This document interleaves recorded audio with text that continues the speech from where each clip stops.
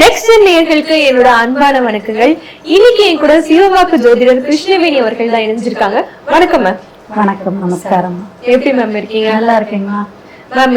எல்லாருமே நம்ம சேனல்லே பாத்தீங்கன்னா குரு பயிற்சி, சனி பயிற்சின்னு ஆரம்பிச்சு இப்போ சனி வக்ரத்துக்கு வந்து நிக்கிறோம். ஏன் திருப்பி இந்த சனி வக்ரத்துக்கு அவ்வளவு முக்கியத்துவம் கொடுக்கணுமா மேம்? கண்டிப்பாங்க, திரும்ப சொல்லுவோம். அனைவருக்கும் நமஸ்காரம்.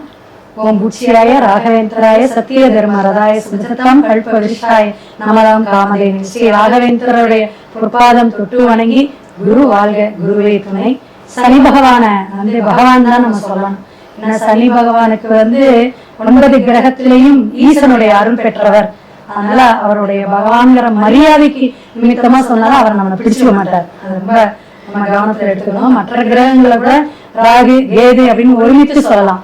சனி பகவானை மட்டும் அப்படி சொல்லக்கூடாது. அதே போல குழந்தைகள் எல்லாம் நம்ம திட்டணும்னு வச்சுங்களேன், அந்த சனிங்கிற வார்த்தையை சொல்லி திட்டக்கூடாதுன்னு பெரியவங்க எல்லாம் சொல்லி வச்சிருக்காங்க. இப்ப சனி பகவான் பாத்தீங்கன்னா மீனத்துல வந்து காலசக்கரத்துக்கு 12ஆம் பாவகத்துல 2.5 ஆண்டுகள் பயணிக்கக்கூடிய அமைப்புல ஒரு 12ஆம் பாகம்ங்கிறது விரயஸ்தானத்துல பயணிச்சிட்டு இருக்காரு.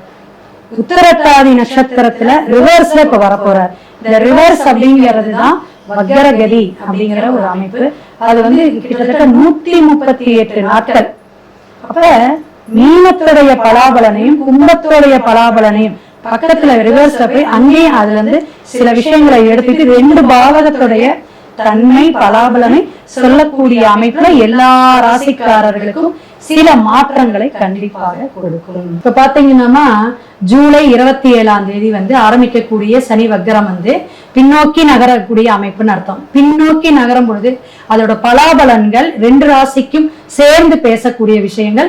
டிசம்பர் 11ஆம் தேதி வரையிலுமே இந்த வக்ரகதி இருக்கு. அப்ப வக்ர நிவர்த்தி வந்து டிசம்பர் 11ஆம் தேதி தான் வந்து நமக்கு பலாபலனை முடிப்பார். இப்ப 2.5 ஆண்டுகள் பயணிக்கக்கூடிய விஷயத்துல 4 மாதம் தொடர்ந்து இப்படி பயணிக்கக்கூடிய இந்த சனி வக்ரகதியில என்னன்னா பல விஷயங்களை வந்து பின்னோக்கி நகர்தல்னு சொன்னோமா வக்ரத்துக்கு, அந்த நிவர்த்தியை கொடுக்கக்கூடிய விஷயத்துல ஒவ்வொருத்தருக்கும் ஒவ்வொரு 7.5 சனி இருக்கு, அஷ்டமத்தி சனி இருக்கு, அர்த்தாஷ்டம சனி. இந்த சனி பகவானுடைய தாக்கம் எல்லாம் குறையும். இதுதான் விசேஷங்க. கண்டிப்பா. நம்ம ஒரு சின்ன குழந்தை இருக்குன்னு வச்சுக்கலாம், நான் ஒரு சாக்லேட் வாங்கி தரேன் அப்படின்னு சொல்லி நான் ஏமாத்தி என்ன வேணாலும் நம்ம சாதிச்சுக்கலாம் இந்த காலகட்டத்துல.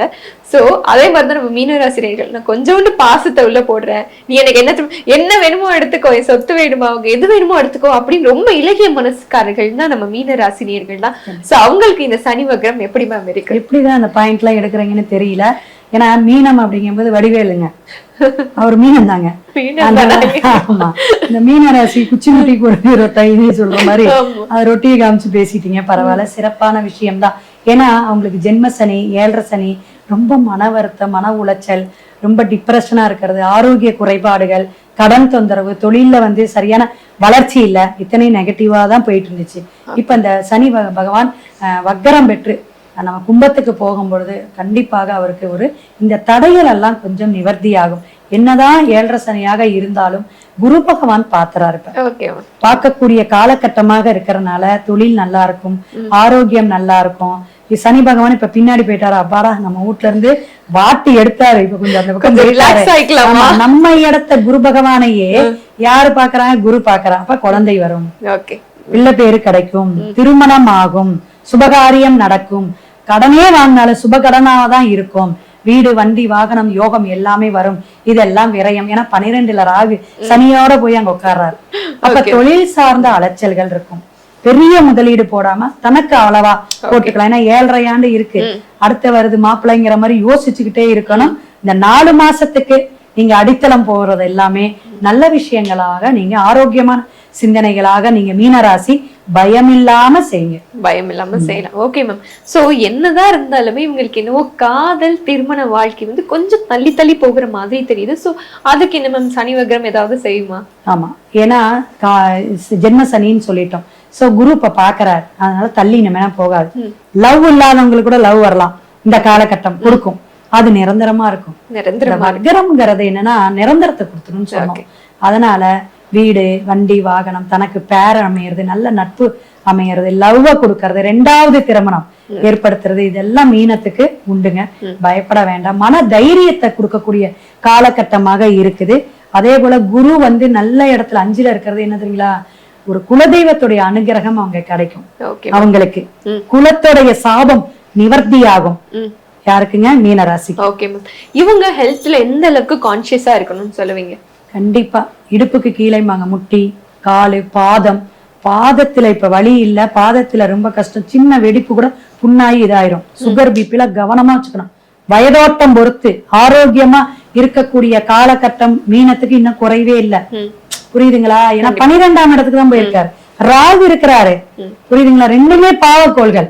அப்ப என்ன ஆகும்? பிரச்சனைகள் தொடரும் தான், ஆனாலும் அதிகப்படுத்தாது, தொடரும். கண்டினியூவா சுகருக்கு இது பண்ண. அப்ப கரெக்டா என்ன செய்யணும்? சாப்பாடா இருக்கட்டும், தொழில் சார்ந்த சரியான நேரத்துக்கு இனிமே இந்த காலகட்டத்துக்கு தூங்குவாங்க. தூக்கம் எல்லாம் போயிருக்கோம், அதெல்லாம் இப்ப சரியாகக்கூடிய அமைப்பு உண்டு. கண்டிப்பா மேம். நான் இப்போ ஒரு வேலை பார்த்துட்டு இருக்கேன், எனக்கு இந்த வேலை பிடிக்கல, நான் போறேன். இல்ல நான் ஒரு தொழில் தொடங்கணும்னு ஒரு முனைப்பா இருக்கேன்னா நான் பண்ணலாமா? பண்ணக்கூடாதுமா. ஏன்னா அதிக முதலீடு வேண்டாம். எப்பயும் ஆஷிஷா செஞ்சிட்டு இருக்க பிசினஸோ அல்லது நான் ஒர்க் பண்ணிட்டு இருக்கேன், நல்லது. வெளிநாடு வெளியூர் போலாமா? வெளிநாடு வெளியூர் தாராளமா போகலாம். இப்ப சென்னையில இருக்காங்க, ஹைதராபாத் போறாங்க, அது ஒரு பிரச்சனை இல்லை, கொஞ்சம் தூரம் தான், போயிட்டு வரலாம். பெங்களூரு இது மாதிரி ஷிஃப்ட் பண்ணிக்கலாம். ஃபேமிலியை விட்டு பிரியக்கூடிய விஷயங்கள் இவங்களுக்கு ஆதரவையும் பண வரவையும் கொடுக்கும். Okay ma'am. நான் மாணவரா இருக்கும் பட்சத்துல நான் இந்த கோர்ஸ் எடுத்து படிக்கணும்னு நினைக்கிறேன், ஆனா என் கையை விட்டு தள்ளி போயிட்டே இருக்கு, நான் வெயிட் பண்ணணுமா இல்லனா வேற கோர்ஸ் எடுத்துக்கலாமா? தாராளமா படிக்கலாமா, தள்ளி எல்லாம் போகாது. தள்ளி எல்லாம் போகாது. ஏன்னா குரு பாக்குறார், உச்சம் பெற்று பாக்குறார். அப்ப மனத்தெளிவோட படிக்கக்கூடிய சிந்தனை, ஞாபக சக்தி எல்லாம் குறைவா இருந்திருக்கும், இனிமே ஞாபக சக்தி நல்லா இருக்கும், நல்லா படிப்பாங்க. அம்மா எல்லாம் ஆடி மாசம் நிறைய கூழ் ஊத்த சொல்லுங்க அம்மனுக்கு, சரிங்களா? அம்மன் வழிபாடெல்லாம் அம்மா எடுக்கணும். ஏன்னா சந்திரன் வந்து அவ்வளவு விசேஷமான ராசிமா இது. சுக்கிரன் உச்சம் பெற்ற இடம், புதன் நீசம், குரு பாக்குறாருல, அப்ப புத்திய கொடுத்துருவாரு. கல்வி நல்லா படிப்பாங்க, பசங்க எல்லாம் நல்ல உற்சாகமா இருக்கும். என்ன வந்து கோர்ஸ் எடுக்கணும், மருத்துவத்துறை சார்ந்தெல்லாம், மெடிக்கல் ஷாப் எல்லாமே இந்த ரேவதி உத்தரவாதி எல்லாம் வச்சிருப்பாங்க. கண்டிப்பா மெடிசன் லைன்ல வந்து மீனம் நிறைய இருப்பாங்க. மீனமும் மேஷமும் மெடிக்கல் லைன்னு சொல்லலாம். கண்டிப்பா மேம். இவங்க இதை தவிர்த்து கவனமா இருந்துக்கோங்க நான் சொல்லிட்டேன் அப்படின்னா என்ன மேம் சொல்லுவீங்க? கண்டிப்பாக சொல்லணும் அப்படின்னா திருமணம் சார்ந்து சொல்லலாம். திருமணம் சார்ந்து சொல்லலாம். தொழில வந்து அதிக முதலீடு சொன்னல, அப்ப இன்வெஸ்ட்மெண்ட் பண்ணிட்டு அப்புறமா வந்து 4 மாசத்துல சரி பண்ண முடியாது. ஏன்னா அதெல்லாம் வந்து தொடர்ந்து லைஃப் லாங் இருக்கக்கூடிய விஷயங்கள். அதே மாதிரி நட்பு வட்டாரம் நம்ம வந்து ஜாயிண்டா போட்டு பிசினஸ் பண்றோம் அப்படிங்கிறது இந்த 7.5 சனி தாக்கம் எல்லாம் வரனால கண்டிப்பாக இது வேண்டாம். கண்டிப்பா மேம். இவங்களுக்கான வாழ்வியல் பரிகாரம் என்ன சொல்வீங்க? இந்த கோயிலுக்கு போங்கப்பா தப்பிச்சுக்கோங்கன்னா என்ன மேம் சொல்லுவீங்க? வாழ்வியல் பரிகாரம் ஒண்ணுமே இல்லம்மா. இந்த ஜிம்முக்கு போறாங்க பாத்தீங்களா, அங்க போய் ஜிம்ல போய் உடற்பயிற்சின்னு அர்த்தம். சனி பகவானுடைய தாக்கம் இவங்களுக்கு இருக்கு. 12ஆம் பாவகம். அப்ப அவங்களுக்கு இந்த ஜூஸ் பிஸ்கட் ஏதாவது வாங்கி கொடுக்கலாம். பாதசாரியா போகக்கூடிய, பாதசாரி படுத்திருக்கக்கூடிய ஏழைகளுக்கு கம்பளி வாங்கி போத்தி விடலாம். ஏன்னா இப்ப குளிர் ஆடி மாசம் வரையும் நல்லா காத்து இருக்கும். அப்ப கம்பளி, கருப்பு கம்பளி வாங்கி அவங்களுக்கு போர்வையோ வாங்கி கூட கொடுக்கலாம். இது செய்யலாம். அன்னதானம் மேற்கொள்றது, அதே போல சித்தர்கள் வழிபாடு, தியானம் பண்றது, இதெல்லாம் இவங்களுக்கு ரொம்ப ரொம்ப நல்லா இருக்கும். குலதெய்வ வழிபாட கண்டிப்பா எடுக்கணும். கண்டிப்பா. தனக்கு போகதான் தானமும் தர்மம்னு மறந்துடாதீங்க மீனராசினியர்கள். நீங்களும் மீனராசியா இருந்தா மறக்காம கமெண்ட் பண்ணுங்க, லைக் பண்ணுங்க, நானும் தெரிஞ்சுக்கிறேன். நன்றி மேம். அனைவருக்கும் நன்றி, நமஸ்காரம். சிவாய நம. திருச்சிற்றம்பலம்.